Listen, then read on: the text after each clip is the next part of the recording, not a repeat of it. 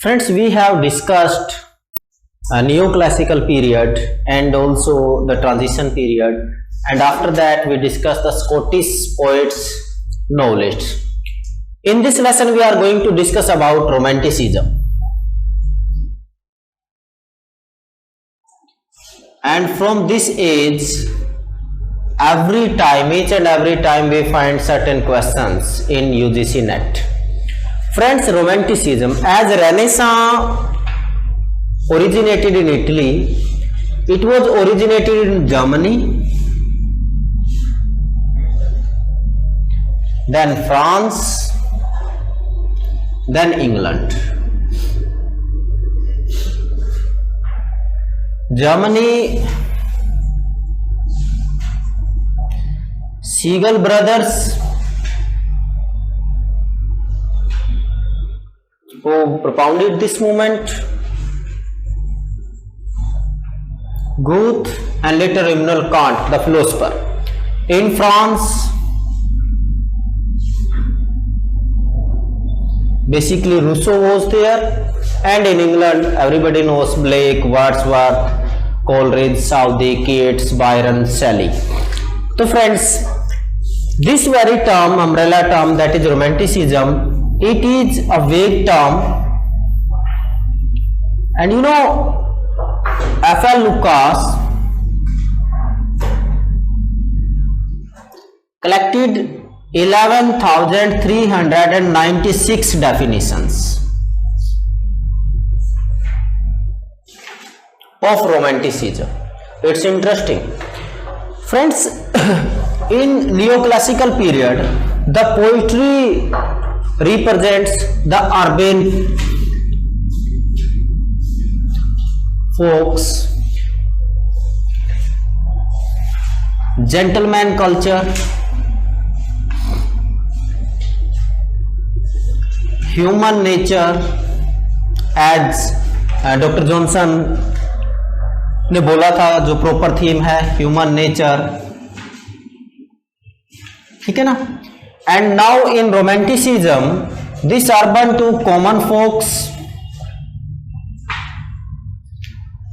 ठीक है ना. अब जेंटलमैन कल्चर की जगह पेस्टोरल आ गया है हमारा, ह्यूमन नेचर, नेचर इटसेल्फ. अब जो पोइट्री था वो उस जेंटलमैन कल्चर से, लंदन से निकलकर पेस्टोरल एरियाज में आया है. Common objects are the theme of the poetry. Poems were written on cuckoo, nightingale. Okay, poems were written on wind, autumn, west wind, all these things were there, common objects. Childhood, especially in William Blake and Wordsworth we find. So in this way,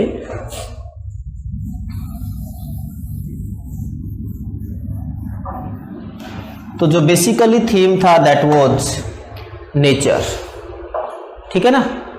तो इसके ऊपर जो है काम शुरू हुआ. जो वो जेंटलमैन कल्चर था वहाँ से निकलकर अभी नेचर की तरफ शिफ्ट हो रहे हैं. और उस शिफ्टिंग में हमने इससे पहले जो डिजर्टेड विलेज गोल्डस्मिथ की बात की थी, हमने सीजन्स की बात की थी टॉमसन की, हमने जो है विंडसर फॉरेस्ट पोप और जो है ओड ऑन सोलिट्यूड, ये भी पोप का पोएम था, ये सब चीज़ों की बात की थी. तो अभी हम फुल फ्लैज जो है रोमांटिसिज्म के ऊपर आते हैं. रोमांटिक जो पीरियड है दैट इज़ वेरी इंपॉर्टेंट. यहाँ से क्वेश्चन भी बनता है. तो यहाँ पर हम सबसे पहले बात करेंगे बिना जो है डिटेल में जाए, क्योंकि हमने एग्जाम पॉइंट ऑफ व्यू से चीज़ों को देखना है. That is William Blake.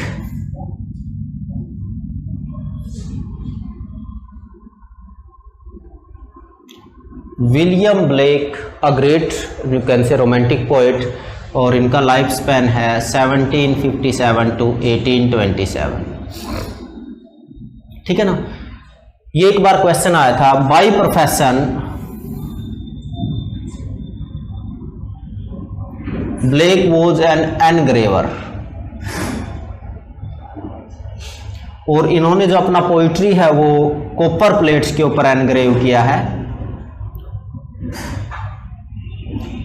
With decoration. Blake was a visionary poet.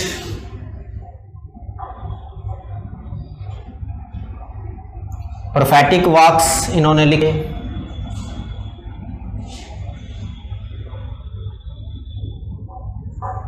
ये सारी चीजें।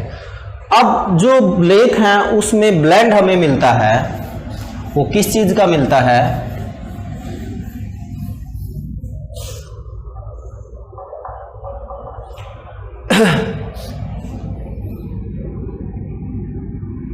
ज्यूइश काबलिस्टिक व्यू,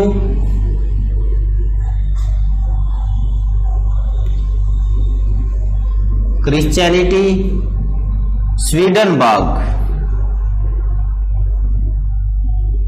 जो कि एक visionary and religious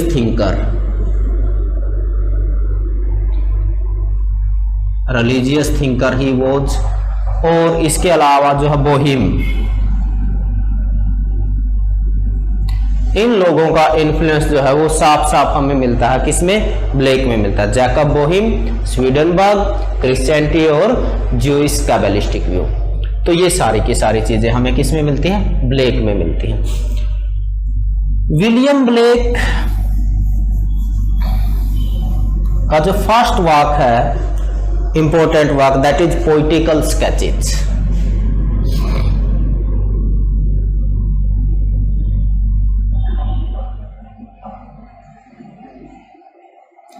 published 1793। Poetical sketches जो है 1783, सॉरी 93 नहीं 83। और देखिए poetical sketch that is the first work इनका जो है, जो कि फर्स्ट वर्क है, very important it is. And later songs of innocence and songs of experience, ये काफी इंपॉर्टेंट। जो पोइटिकल स्केच है इसके कुछ इंपॉर्टेंट, इसके बाद है आपका songs of innocence,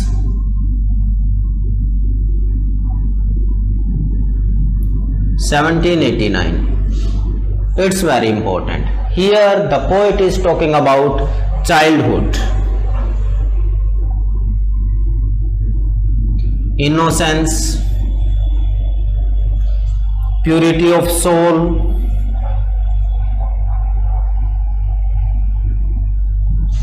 freshness,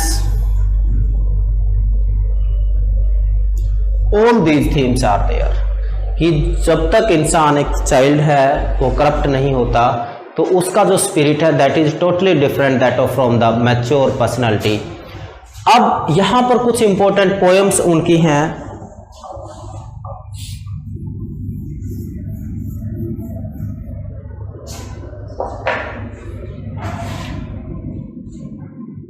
piping down the valley,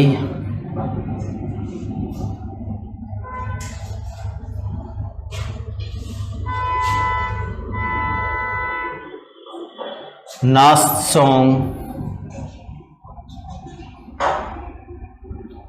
ये जो पोएम है नास्ट song that is very important. इसमें किस तरीके से दिखाया गया है कि how the children are playing carelessly, they are enjoying, और जो मदर है वो कह रही है कि इट इज इवनिंग, लेकिन वो कह रहे हैं कि no no it is still day break, कि लेट अस प्ले। मतलब totally innocence, totally freshness, without any worldly worries they are playing, ठीक है। और ठीक ऐसा ही सॉन्ग हमें सॉन्ग्स ऑफ एक्सपीरियंस में भी मिलेगा, लेकिन उसका थीम स्पिरिट टोटली चेंज्ड है। तो it's very interesting poem and very special poem by William Blake, that is नास्ट सॉन्ग। और एक और है little lamb who made the,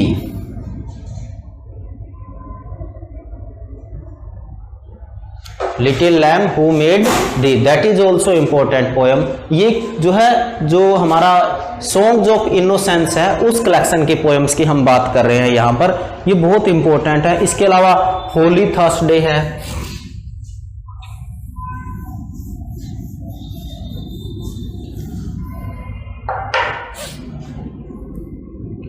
Holi Thursday that is also important poem by Blake in his songs of innocence की अभी हम जो है बात कर रहे हैं, दैट्स इंपॉर्टेंट। अब देखिए एक और वाक इनका बहुत अच्छा है, that is marriage of heaven and hello.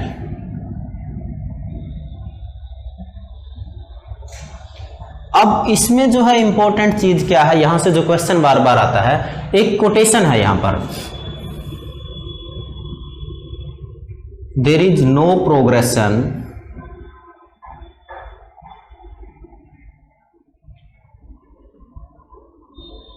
Without contraries.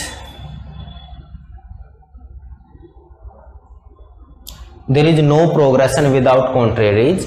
ये जो स्टेटमेंट है, ये marriage of heaven and hell, it's a very beautiful poem by Blake. एक और इनका जो बहुत बहुत बार पूछा जाता है वो क्या है, देखिए ये लिखते हैं कि Milton when he wrote about God and heaven he feels himself in fetter, when he wrote about heaven he was fully free। Heaven का मतलब यहां पर, क्योंकि हेवन को ये फ्रीडम का सिंबल मानते हैं, और वहां पर लिखते हैं Milton was in devil's party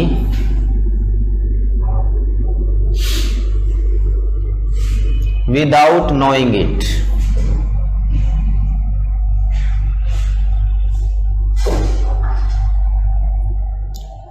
ये भी कोट किसका है, ये भी ब्लेक का है, बहुत बार पूछा गया है, दैट्स ऑल्सो इंपॉर्टेंट। एक और कोट इनका है,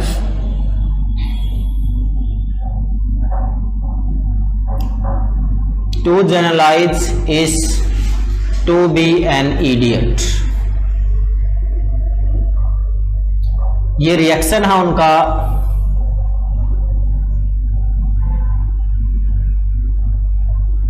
जोशुआ रेनोल्ड का जो कॉन्सेप्ट है उसके अगेंस्ट, और कहता है कि this man has been hired to depress the art. किसके लिए बोलता है, जोशुआ रेनोल्ड के लिए बोलता है, और to generalize is to be an idiot, ये वाला स्टेटमेंट इनका है।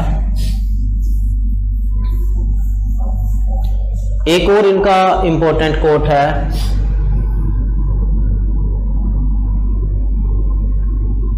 Great works occur when man and mountain meet। This is also a quote by William Blake. इनकी काफ़ी सारी कोट्स हैं जो कोट करने के लायक है और एग्जाम में कई बार पूछी भी जाती हैं, तो हमें इनका पता होना चाहिए। और फ्रेंड्स, विलियम ब्लेक की कोट के नाम से ही quotation, important quotation of William Blake, ये लेसन जो है यूट्यूब चैनल के ऊपर एकेडमिक जोन पे है, वहाँ पर स्पेशली उनकी जो इंपॉर्टेंट कोट्स है 20-25 कोट्स, वो वहाँ से देख भी सकते हो आप लोग, वो सारी मैंने वहाँ कलेक्ट करके लेसन बना रखा है। तो इसके बाद बात करते हैं songs of experience.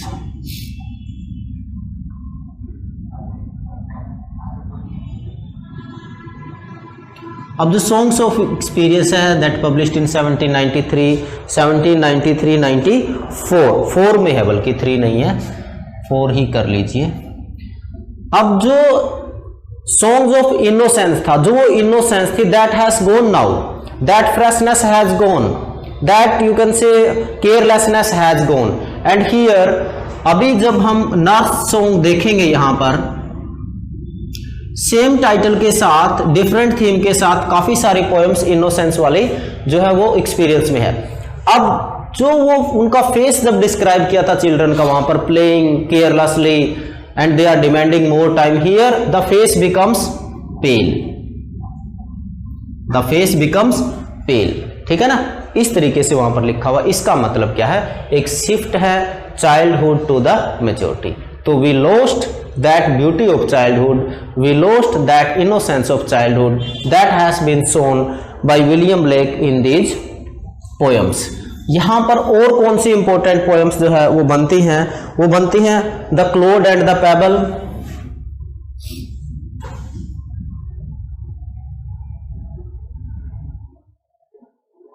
The क्लोड and the payable, ये भी जो है किस कलेक्शन के अंडर आती है, ये भी जो है सॉन्ग ऑफ एक्सपीरियंस के अंदर आती है। उसके बाद है सॉन्ग ऑफ नर्स, वो तो बता ही दिया हमने।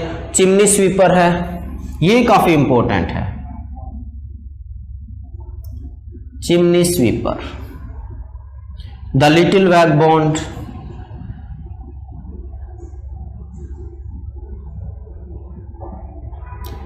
और सॉन्ग ऑफ नर्स। ये पोएम कहाँ से हैं? ये सॉन्ग्स ऑफ एक्सपीरियंस से हैं।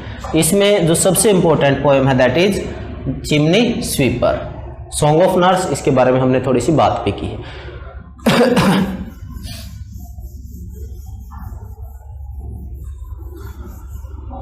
अभी जो है इसके बाद यदि हम बात करें, एक और इनका पोएम है that is very important, the human abstract. The human abstract. In this poem the poet talks about mercy and pity,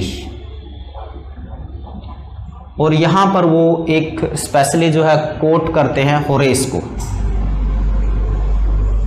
Latin एक फ्रेज वो कोट करते हैं और वो किससे लिया गया है? होरेस से लिया गया है। ये भी आपने याद रखना है।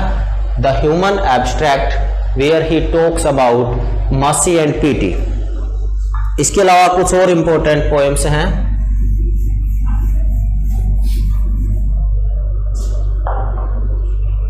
एक जो बहुत ज्यादा इनकी फेमस है that is tiger, the tiger. Tiger tiger burning bright, and specially the spelling of tiger. Intentionally ही mention TYGER, not TIGER। It's a wonderful poem by William Blake. एक है the sick rose, and one more, the sunflower।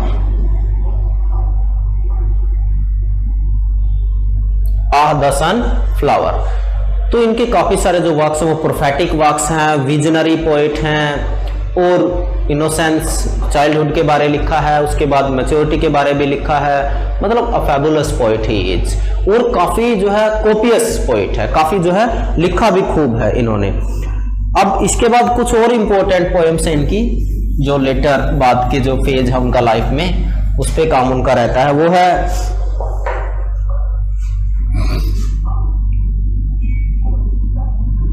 1789 में publish होती है। हाँ, 1789 से ध्यान आया, कोई भी ऐसा रोमांटिक पोएट नहीं है जो फ्रेंच रेवोल्यूशन से अछूता रहा हो।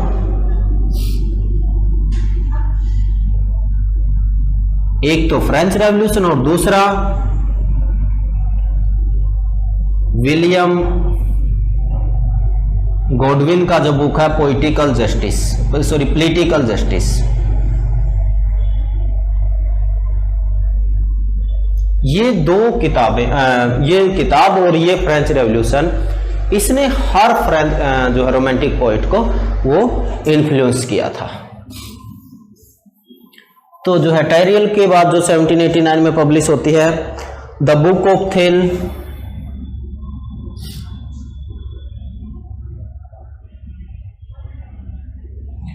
और उसके बाद मिल्टन,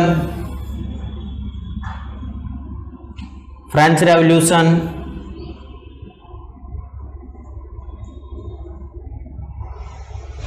अमेरिका, जो है काफी सारे पोएम हैं जो बहुत फेमस इनकी हुई हैं। तो ये पोएम इनकी है। फ्रेंच रेवोल्यूशन जो 1791 में पब्लिश होता है इनका। एक और वाक है जो इंपॉर्टेंट इनका है that is the vision of the daughters of Albion. The vision of the daughters of Albion.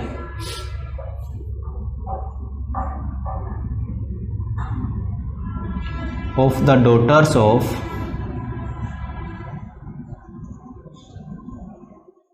Albion. ये 1793 में वाक इनका पब्लिश होता है। ये भी जो है कई बार पेपर में पूछा गया है। एक और इंपॉर्टेंट है the song of the book of loss.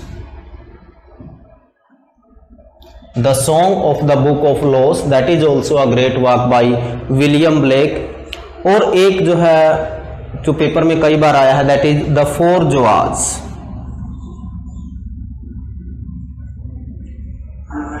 जो 1804 में पब्लिश होता है। और इनका एक और इंपॉर्टेंट वर्क है that is Jerusalem. That's why I have already mentioned a copious writer, काफ़ी लिखा है और सारा का सारा इम्पोर्टेंट लिखा है। एक चीज़ और हमने जो ध्यान रखनी है वो क्या है, जैसे मैंने रेनॉल्ड का नाम पहले भी मेंशन किया है। रेनॉल्ड का एक वाक आता है डिस्कोर्स, डिस्कोर्स इनका वाक आता है, और डिस्कोर्स में वो बात करते हैं जनरलाइजेशन की, जैसे हमने पहले ही बात की थी, to generalize is to be an idiot, और उसका बहुत स्ट्रांगली अपोज करते हैं ब्लेक और बोलते हैं this man has been hired to depress the art. Discourse जो उनका वाक है उसके अगेंस्ट उसका रिएक्ट करते हैं और वहां पर बोलते हैं this man has been hired to depress the art और to generalize is to be an idiot.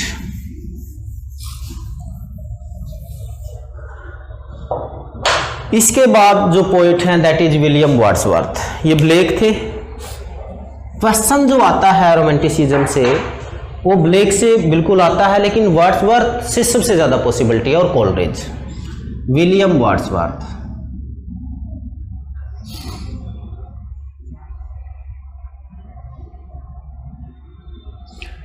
उनका लाइफ स्पैन है 1770 टू 1850, और इनकी सिस्टर का नाम है डोरोथी वर्ड्सवर्थ।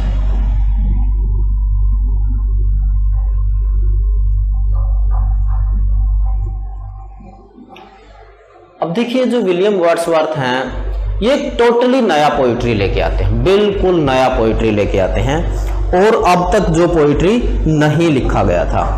अब इनका जो इम्पोर्टेंट वर्क्स हैं वो तो ऑलमोस्ट सबको पता ही है। इसके अलावा जो वर्ड्सवर्थ का प्लान था, ये Wordsworth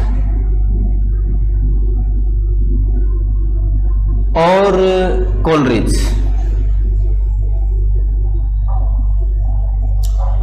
eight that time Wordsworth was living in Racedown with his sister Dorothy. तो यहां पर ये दोनों लोग मिलते हैं and it was 1797 and they plan for lyrical ballad. यहां पर वो लिरिकल बैलेड का प्लान करते हैं, और लिरिकल बैलेड पब्लिश होती है 1798 में, और वैसे तो 1785 मानते हैं, लेकिन फुल स्विंग में जो रोमांटिसिज्म आता है वो आता है with the publication of lyrical ballads, और ये कोलैबोरेटिव वर्क था वर्ड्सवर्थ और कोलरिज का।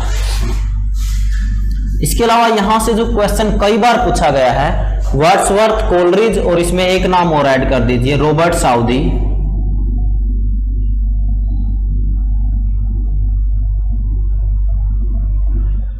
इन तीनों को कहा गया है लेक पोइट्स। ये क्वेश्चन बहुत बार आया। Southey, Coleridge and Wordsworth they are known as lake poets, और जो साउदी हैं वो इन दोनों को पॉन्ड पोइट्स बोलते हैं। और यहीं से एक क्वेश्चन और आप नोट कर सकते हैं जो पूछा गया बहुत बार। चार्ल्स लैम्ब जो थे उन्होंने अपनी लाइफ में माउंटेन नहीं देखा। ये भी क्वेश्चन 2-3 बार नेट में आया है कि उन्होंने ताउमर अपनी लाइफ में जो है माउंटेन ही नहीं देखे।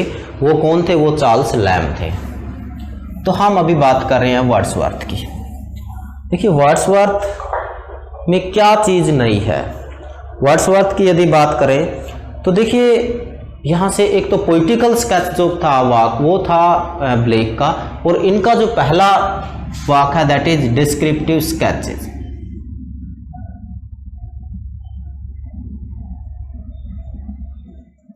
और ये 1793 में पब्लिश होता है, लेकिन इससे पहले एक सिंगल पोएम पब्लिश होती है और उस पोएम का नाम है एन इवनिंग वॉक।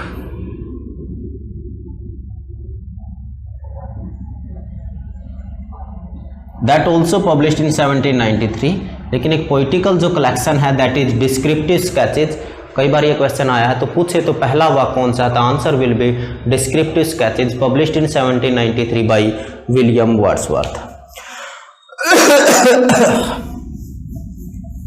अभी वर्ड्सवर्थ का कंट्रीब्यूशन क्या है लिटरेचर में? नंबर 1, कॉमन ऑब्जेक्ट्स के ऊपर poetry, for common folk,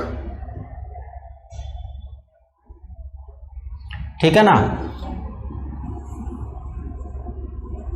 minimise the style, जो स्टाइल है उसको बिल्कुल मिनिमाइज करके चले हैं। इससे पहले का जो कॉन्सेप्ट था पोप और ड्राइडन का कि language of poetry should be the language of gentleman, यहाँ पर इन्होंने उसको टोटली चेंज कर दिया है और ये बोलते हैं कि जो पुअर पीपल हैं they can think, they can meditate deep. वो एक कोट है ना उनकी, the people who are having poor attire they can think deeply. ये भी किसका है, ये भी वर्ड्सवर्थ का है, ये चीज लेके आए। And he describe the poetry, he describe the function of the poet, what the poet is, जो लिरिकल बैलेड का प्रीफेस 1800 में छपता है, वहां पर ये सारी चीजें ये बात करते हैं।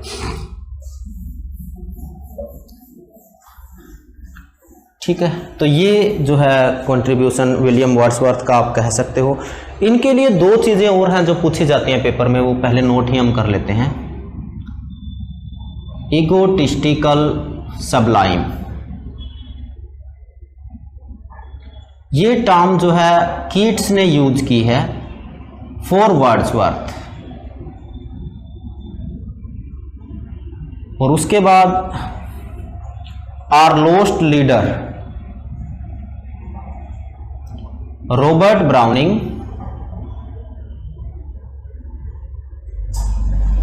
किसके लिए बोला है, वर्ड्सवर्थ के लिए।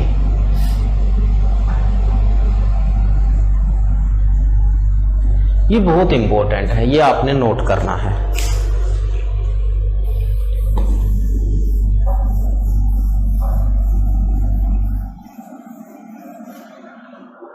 तो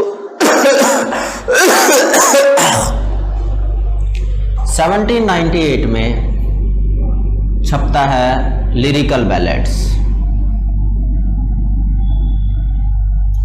It's a collective work, collaborative work by Wordsworth and Coleridge. First edition, when it came in 1798, there were total 23 poems. 4 poems by Coleridge and 19 poems were by Wordsworth. The opening poem was Rime of Ancient Mariner.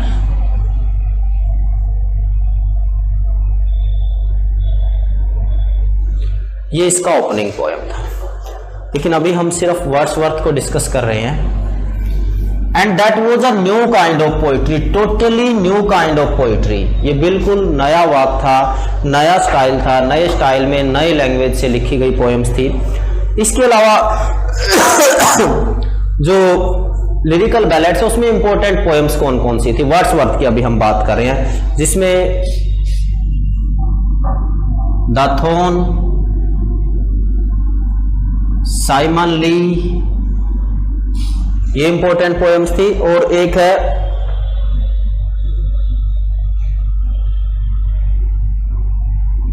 Gudi black and Harry Gill.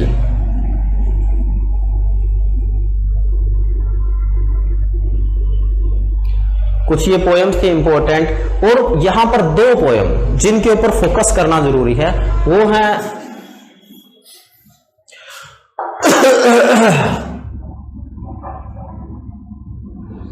The idiot boy and टिंटार नैबी।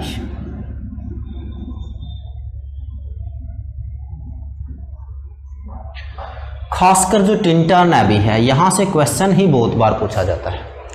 Tinter Abbey, the poem, it shows the development of the poet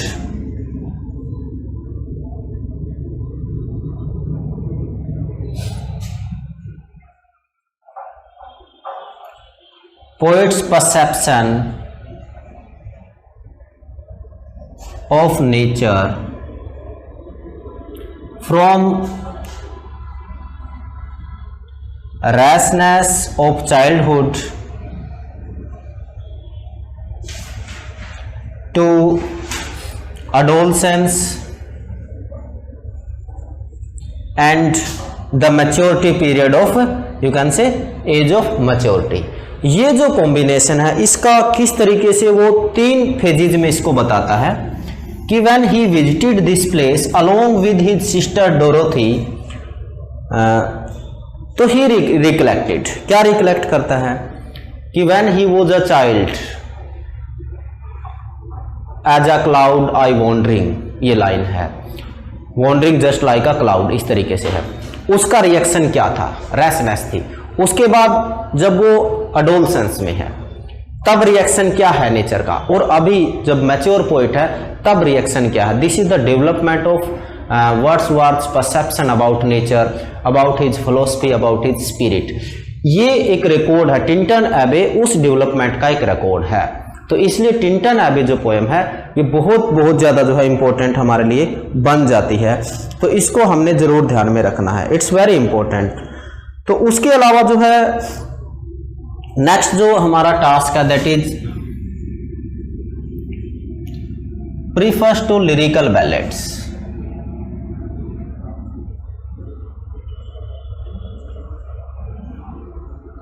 in lyrical ballads he contributed 19 poems publish in 1798। अभी 2 साल के बाद जब second edition आया तो उसमें एक preface add किया, and this preface was written by Wordsworth alone. यहां पर जो है वो क्या करते हैं, बताते हैं हमें व्हाट इज अ पोएट, और वो कहते हैं जो पोएट है उसका जो परसेप्शन का जो पावर है that is different from ordinary man, वो रिच है उसका रिच है। और यहां पर पोइट्री को डिफाइन किस तरीके से करते हैं, यहीं से उनका थियोरी ऑफ पोइट्री है वो क्लियर होता है। Poetry is the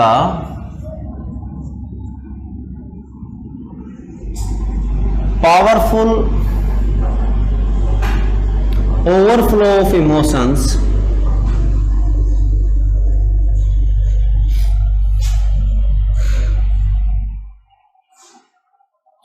recollected in tranquility।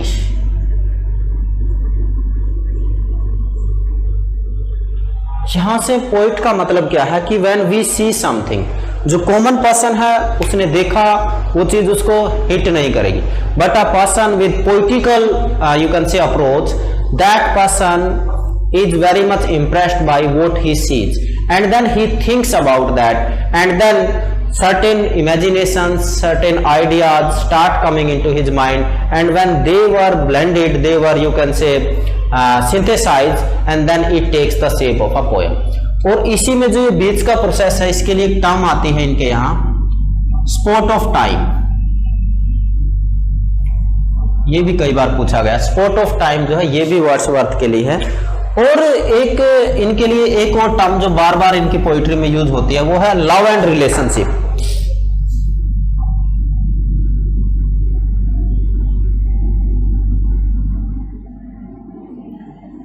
एक और टर्म जो यूज होती है दैट इज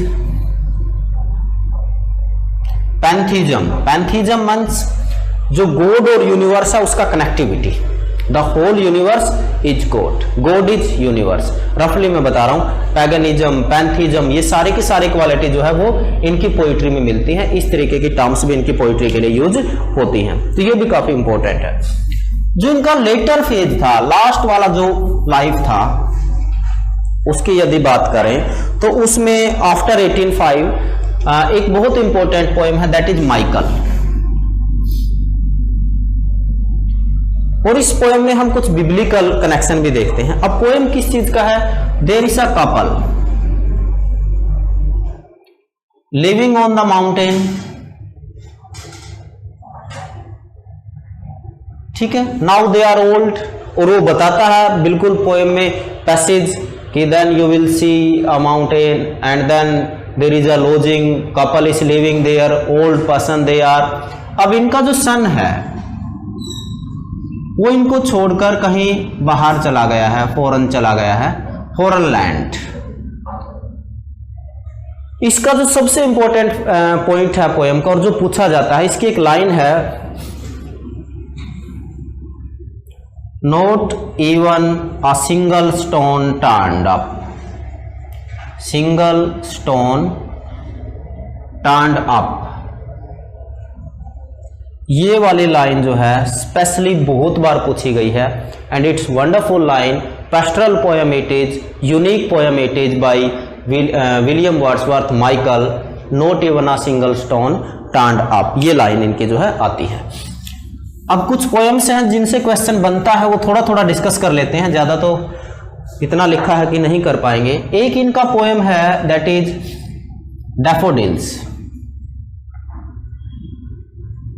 जो डैफोडिल्स है it's a sonnet.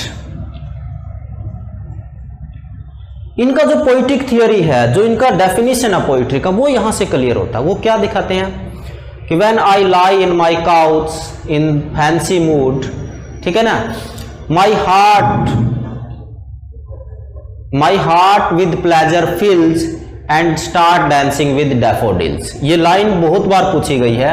My heart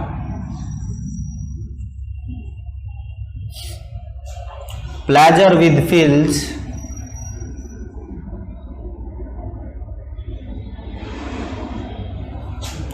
and start dancing with daffodils।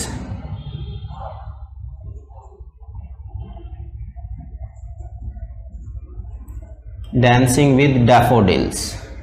और जब हमने शुरू में रॉबर्ट हेनरिसन को डिस्कस किया था तब भी बताया था there is a poem written by Robert Henryson that is to daffodils and daffodils by Wordsworth. इसको डिफरेंशिएट जरूर करोगे। और एक और इनका सोनेट है how much we spent with the world, और how much with the world so to be इसका जो है टाइटल रहता है। It is also by Wordsworth. एक इनका पोएम है दैट इज सोलिटरी रीपर।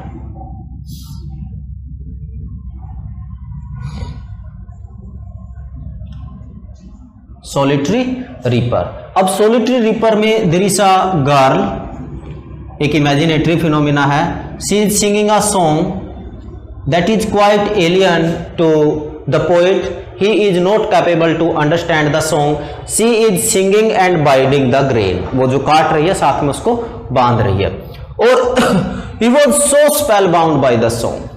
बहुत जो है spellbound होता है और उसका जो है कंपैरिजन भी करता है उसके सॉन्ग का नाइटिंगेल से, कुकू से, और सोलिटरी रीपर को उससे बेटर बताता है। हालांकि this poem is a deeply you can से फिलोसफिकल पोएम, और इसमें स्पिरिचुअल एलिमेंट है।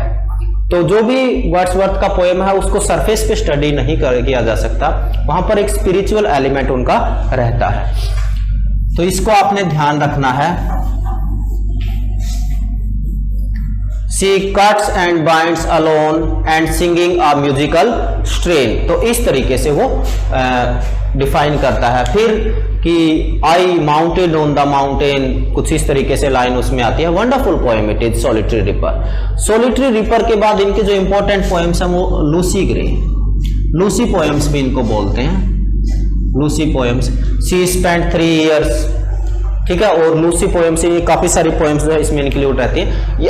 पर जो लूसी है, Lucy is a girl that is a symbol of soul. क्योंकि लूसी पोएम में हम क्या देखते हैं वो लड़की अपने माँ बाप को ढूंढने के लिए स्टॉर्म में शहर की तरफ जाती है। But she lost in the storm when parents they came to home they didn't find her there and then they searched her lot but did not find her, only the footsteps of the girl.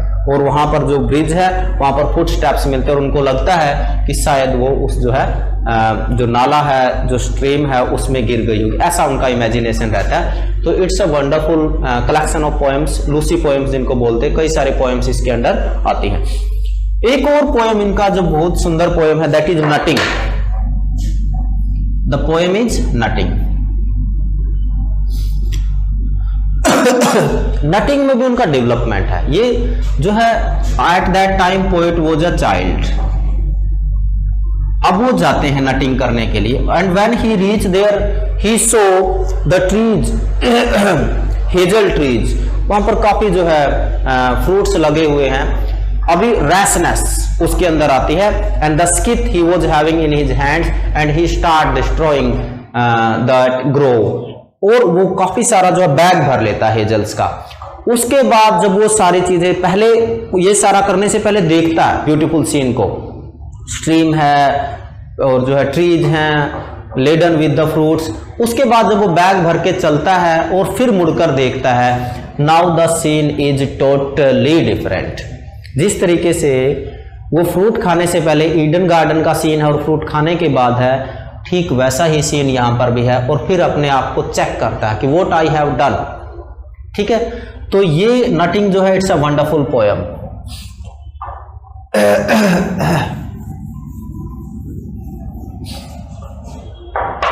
और जो इनका बहुत ज्यादा famous है that is odd on immortality.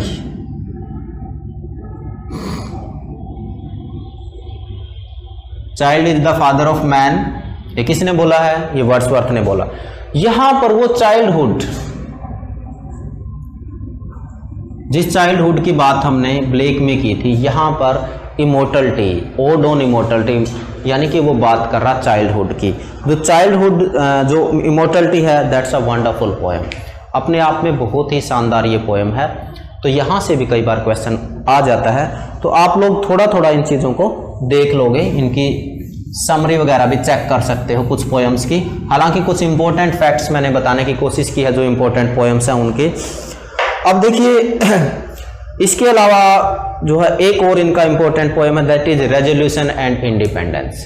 Resolution and independence. अब एक जो वाक इनका बहुत फेमस रहा that is the prelude. It published in 1805। देखिए जो प्लान था वो था ये the recluse,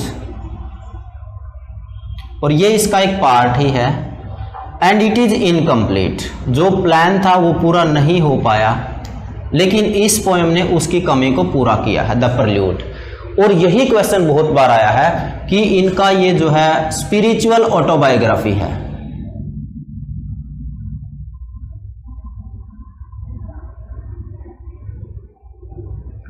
spiritual autobiography of the poet is the prelude that published in 1805। ये बहुत बहुत इंपॉर्टेंट इनका पोएम है।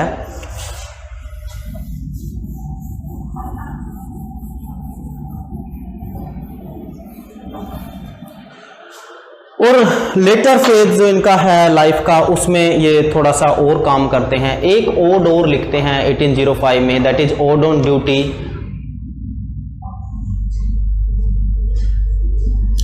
ओड्स और इन्होंने जो सोनेट्स भी लिखे हैं, कुकू पे लिखा है, ठीक है ना, अभी ड्यूटी पे जो है ओड लिखा है। और इनकी है एक्लेजियास्टिकल सोनेट्स। एक्लेजियास्टिकल सोनेट्स, और ये पब्लिश होता है 1821 में in the later phase of his life. Actually जो 1805 उनका है प्रेल्यूड के बाद, जो as a poet almost Wordsworth dead, लेकिन ये एक वाक आता है एक्लेजियास्टिकल सोनेट्स पब्लिश्ड इन 1821। ये भी उनका इंपॉर्टेंट वाक जो है। तो देखिए ये वर्ड्सवर्थ को हम काफी स्पेस हमने दिया है, कोशिश की है कि उनका कोशिश करें बताने की। खासकर इनके बारे में जो लिरिकल बैलेड से क्वेश्चन आता है, एक तो इनका डेफिनेशन बहुत बार पूछा गया पोइट्री का, what is the function of poetry? To please and edify. Please यानी कि प्लीजिंग एंड एडिफिकेशन दोनों पैरेलल चलता है, ऐसा बोला है, पोइट को डिस्क्राइब किया है। लैंग्वेज कैसी होनी चाहिए? जो है कॉमन फोक का जो लैंग्वेज है that suits to poetry. Common objects are the best theme for the poetry. और एक इन्होंने क्या है, देखिए ये चीज इंपॉर्टेंट है, बहुत बार आया भी है, मीटर को प्रेफर किया है, और जो आपका राइम है उसको प्रेफर नहीं किया, ब्लैंक वर्स यूज की है। मीटर इनके पोइट्री में मिलता है, तो ये भी हमने ध्यान रखना है। और इस पॉइंट पे आके कोलरिज जो है इनसे एग्री भी नहीं करते हैं। तो इसके अलावा भी काफ़ी सारी पोएम्स विलियम वर्ड्सवर्थ की हैं जिनके ऊपर हम बात कर सकते हैं, लेकिन मैं एक बार रिपीट कर देता हूँ जो इंपॉर्टेंट पोएम्स है जहाँ से क्वेश्चन बनते हैं। सबसे पहला जो इनका पोएम है दैट इज टिंटन एबी, जिसके ऊपर हमें बात करना चाहिए। The second one is idiot boy. Third one is odd on immortality, ठीक है ना, प्रेल्यूड इज देयर। तो ये बॉर्डर, एक जो प्ले लिखा है इन्होंने बॉर्डर, ये काफ़ी कम लोगों को पता है। और जो है ये सारी चीज़ें, स्पोर्ट ऑफ टाइम की बात हमने की है, और इगोइस्टिकल जो सबलाइम कीट्स ने बोला है, रॉबर्ट ब्राउनिंग ने लॉस्ट लीडर बोला है। और हाँ, एक लाइन और इनकी जो बहुत ज्यादा फेमस है, फ्रेंच रेवोल्यूशन से जब इनका डिसइल्यूजनमेंट होता है। देखिए फ्रेंच जो रेवोल्यूशन था उसने सभी पोइट्स को इन्फ्लुएंस किया, लेकिन बाद में जो है उसका डिसइल्यूजन हुआ। एक तो मैंने बोला था पॉलिटिकल जस्टिस बाय गॉडविन और दूसरा फ्रेंच रेवोल्यूशन, और वो यहाँ पर बोलते हैं bliss and to be young was very heaven, ऐसा उन्होंने बोला है। ये फ्रेंच रेवोल्यूशन के रिगार्ड ही बोला, और ये लाइन भी बहुत बार पूछी गई है, whose line it is, to be young was very heaven, that was by William Wordsworth related to French revolution. तो ये सारी चीजें हमने याद रखनी है। और जो नेक्स्ट हमारे पोइट हैं, बड़े पोइट, वो हैं ST. Coleridge.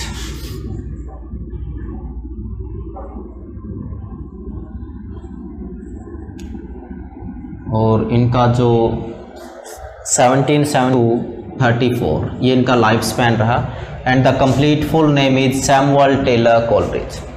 Samuel Taylor Coleridge was a critic, poet and philosopher, और जो है he was opium eater,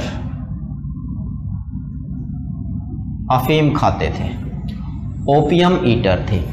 he collaborated with William Wordsworth in lyrical ballads where he contributed with 4 poems, and the opening poem of the collection was Ancient Mariner। Ancient जो Mariner है, Rhyme of Ancient Mariner,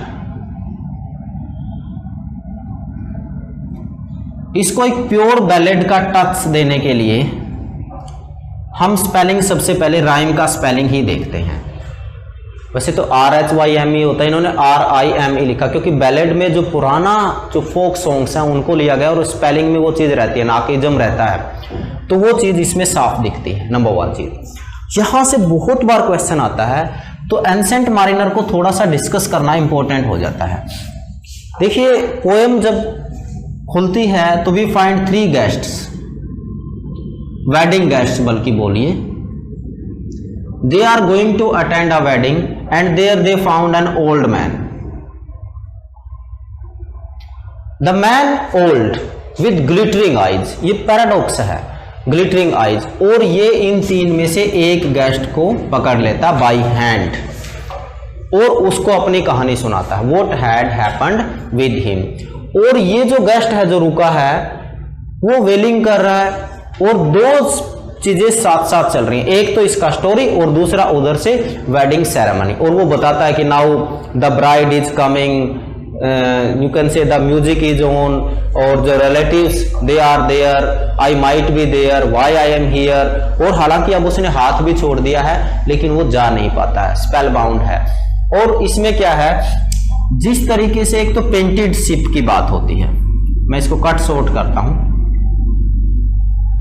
मतलब जब वो journey पे निकलते हैं शुरू में सब कुछ सही होता है, hermit is there, kirk is there, lighthouse is there, weather is favourable, सब कुछ सही है, नॉर्थ विंड चल रही है। उसके बाद सडनली क्या होता है, the weather changed, ice is there, ठीक है ना, चारों तरफ आइस ही आइस है। और एक लाइन इसमें बहुत इंपॉर्टेंट आती है, बहुत बार आया ये, the ice was as green as emerald. देखिए आइस को ग्रीन बोला है, तो इट इज ऑल्सो इंपॉर्टेंट। और यहां से फिगर ऑफ स्पीच भी, दैट इज सिमली। उसके बाद एक लाइन और आती है, water water everywhere but not a single drop to drink. ये भी लाइन कहां पर आती है, ये भी राइम ऑफ एंसेंट मारिनर में ही आती है, तो that is also important friends. और इसका जो सबसे जो अट्रैक्शन का सेंटर है, वो अट्रैक्शन का सेंटर इसका है, that is the metaphor of albatross.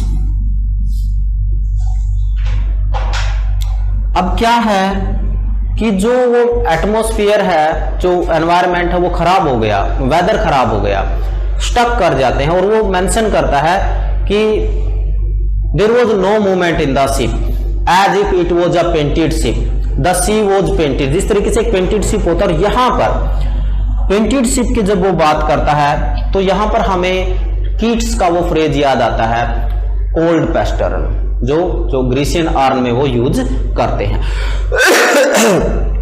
अब फिर क्या होता है, जब वो वेदर खराब होता है, ये अल्बाट्रोस आता है। कहां से आता है, नोबडी नोज। और इस अल्बाट्रोस के आने से the weather again changed and it change for the betterment. अब जो है वो खुश होते हैं और इसको एक जो है गॉडली बर्ड मानते हैं। And then the ancient mariner killed the albatross without any reason, killed the albatross without any reason.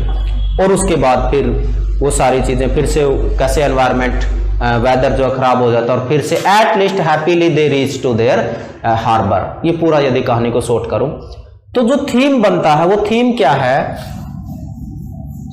एक तो मॉरल रेस्पॉन्सिबिलिटी का, जो इसके क्रू मेंबर हैं, इसके साथी जो हैं, they are not ready to take any responsibility. और सेकंड जो है death in life and life in death, death in life और लाइफ इन डेथ। एक और लाइन आती है the albatross was hanging as the cross, instead of the cross the albatross was hanging. जो ancient mariner है उसके गले में क्रॉस, ऐसा उसको लगता है कि क्रॉस की जगह वो अल्बाट्रोस, जो सिन कमिट हुआ है, अभी रेपेंटेंस हो रहा है, उसका गिल्टी फील हो रहा है। इस तरीके से हम जो स्पिरिचुअल पॉइंट ऑफ व्यू से भी पोएम को देख सकते हैं। इसमें अल्बाट्रोस आता है, 3 गेस्ट्स होते हैं और water water everywhere not a single drop to drink, as green as emerald, ये सारी लाइंस कहां पर अपीयर होती हैं, ये सब होता है अपीयर एंसेंट मारिनर में। बहुत इंपॉर्टेंट पोएम है। अब इसके बाद यदि हम बात करें एस.टी. कोलरिज की, अब इनका एक पोएम है this lime tree bower my prison, this lime tree bower my prison. It's a wonderful poem by Coleridge. Frost at midnight, ये इंपॉर्टेंट पोएम है। अब फ्रोस्ट एट मिडनाइट में क्या है, पोइट जो है ये नाइट है अपने घर में और इसका जो बेबी है, बेबी इज स्लीपिंग केयरलेसली, बहुत आराम से सोया हुआ है। और अब जो पोइट है वो अंदर का टेंशन और बाहर जो नेचर का है उसके अंदर जो है एक बैलेंस करने की कोशिश करता है। Outside the frost is there,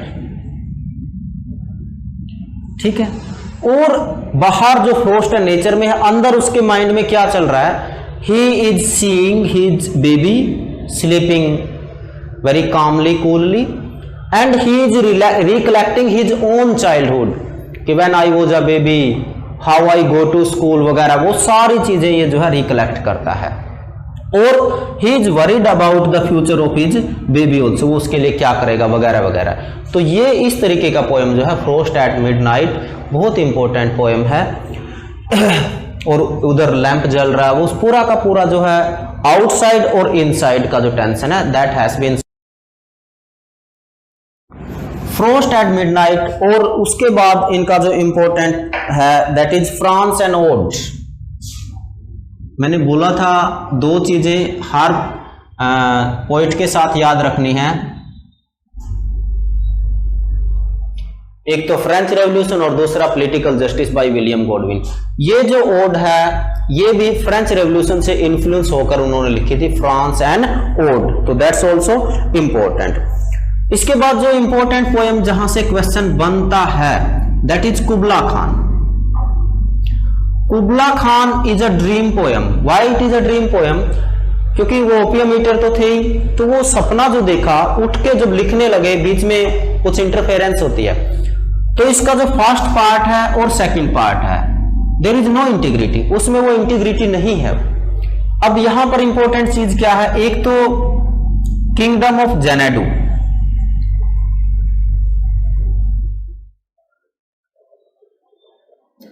ये क्वेश्चन आया कई बार, किंगडम ऑफ जेनेडू की बात करते हैं। अब ये कैसा किंगडम है जिसमें वो एक साथ जो है रखते हैं, इधर वैली है, माउंटेन है, एक ही साथ आइस है, इधर सन है, ये सारी चीजें एक साथ जो है रखने की कोशिश करते हैं। तो kingdom of जेनेडू mention in कुबला Khan, तो ये सारी चीजें वहां पर रहती हैं। यही क्वेश्चन कई बार आया है किंगडम ऑफ जेनेडू वाला, तो इट्स इंपॉर्टेंट। दोनों चीजों को पैरेलल दिखाने का मतलब ही is talking about life here where sorrow, pain, happiness all comes. तो इस तरीके से बहुत इंपॉर्टेंट ये पोएम कुबला खान इनका है।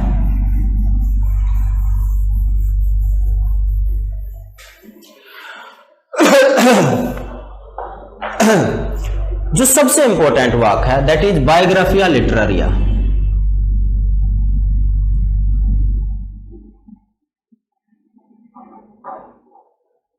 पब्लिश्ड इन 1817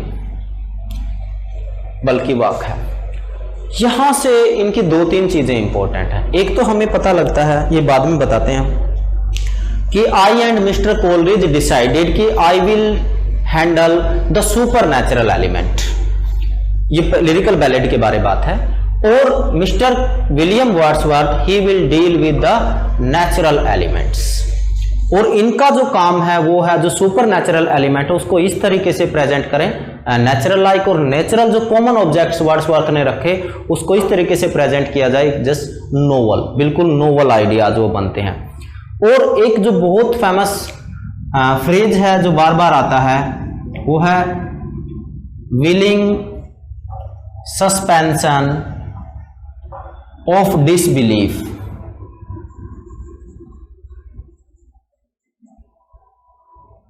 जैसे अभी बात की, एक तरफ आइस है, दूसरी तरफ सन है, और एंसेंट मारिनर में भी कोई रीजन नहीं है, उसके बावजूद he ancient mariner killed the albatross, all these things are there. तो willing suspension of disbelief, this phrase is associated with S T. Coleridge, very important it is. Coleridge के साथ इनका एसोसिएशन है, ये कई बार पेपर में पूछा गया है। दूसरा इनका जो इंपॉर्टेंट इशू है बायोग्राफिया लिटरेरिया से, he mentioned fancy and imagination.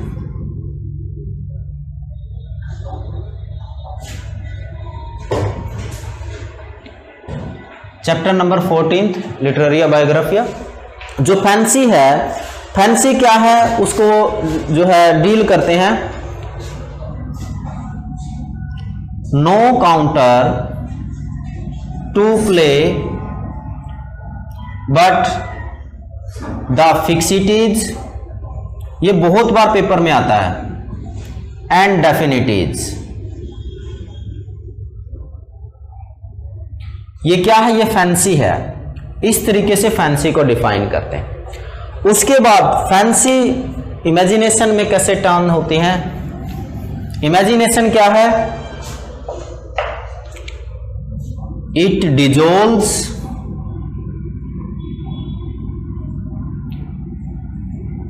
dissipates, it dissolves, dissipates and diffuses.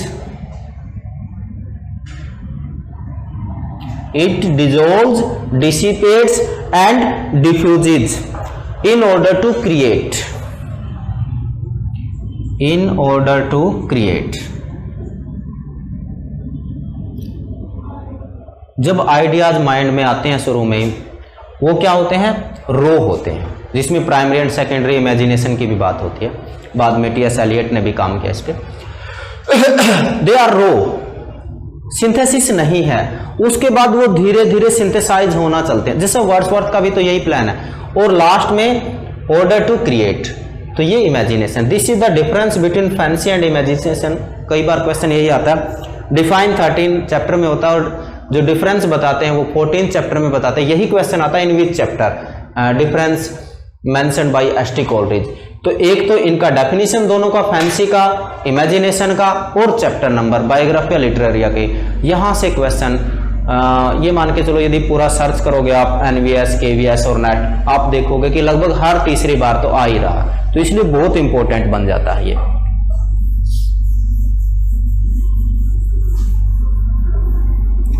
इसके अलावा he wrote lectures on Shakespeare. Shakespeare के ऊपर भी जो है इन्होंने काम किया है, तो ये भी हमने याद रखना। नेक्स्ट है रॉबर्ट साउदी।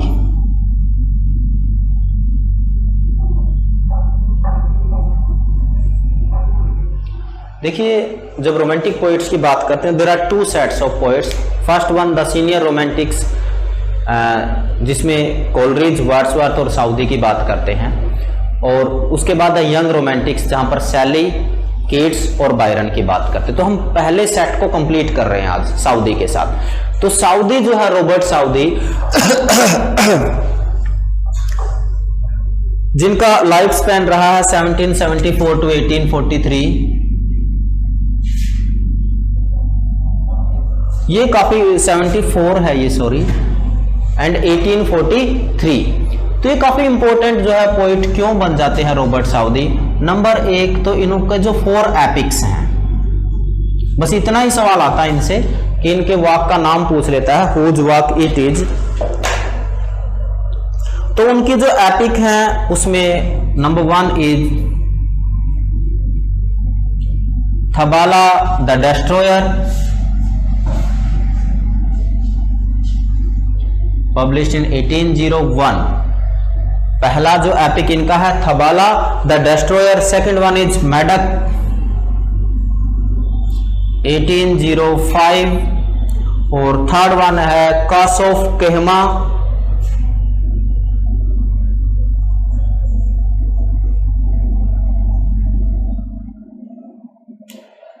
जो थर्ड एपिक है इनका the curse of Kehama, published in 1810, and fourth one is Roderick the last Goth.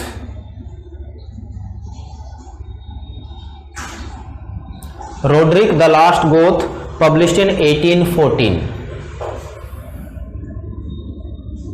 तो ये 4 इनकी एपिक पोएम्स हैं जिनके लिए रॉबर्ट साउदी जाने जाते हैं।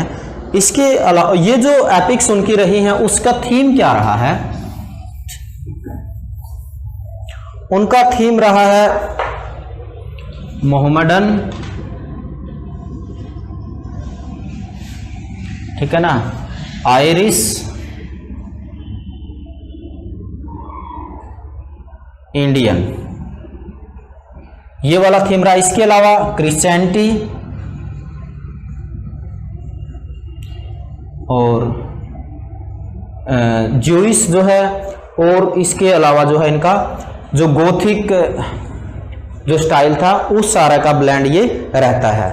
गोथिक एंड मूरिश वो वाला भी जो है कॉन्सेप्ट रहता है यहाँ पर। इनके अलावा कुछ शॉर्ट पोएम्स भी रॉबर्ट साउदी ने लिखी हैं। उसमें द बैटल ऑफ ब्लैनेम,